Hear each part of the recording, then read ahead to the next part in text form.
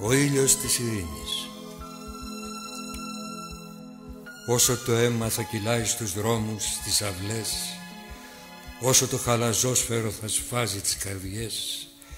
όσο τον κόσμο θα τον απειλούν θανάτου βάσεις και ολέθρου κεφαλές,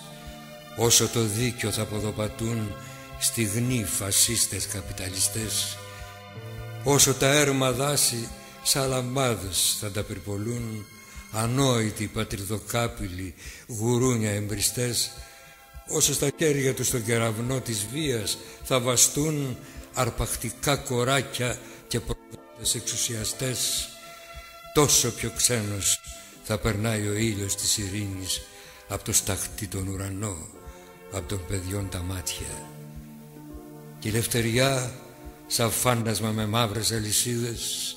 θα σέρνεται στις γειτονιές και στα σαθρά παλάτια. Όσο τη γη θα κυβερνούν μορόδοξοι υποκριτές, όσο θα θάβουν την ψυχή βαθιά στο χώμα οι ληστές, όσο θα μαστιγώνουν τη ζωή ομοί αδίστακτοι βασανιστές, όσο θα ρέει η σαπίλα και χλειδί σαν χήμαρος θολός στις φλέβες τις αστές, όσο η ζήλια, ο εγωισμός και η απανθρωπιά με άγριο μίσος θα χορταίνουν τους φιλοτομαριστές, όσο τον τίμιο ιδρώτα του εργάτη θα ρουφούν έμποροι του πολέμου και κυφίνες εκμεταλλευτές, τόσο πιο λίγο το ψωμί στο πενιχρό τραπέζι της φτώχειας που ψυχομαχεί, που σαν κλαράκι σπάει,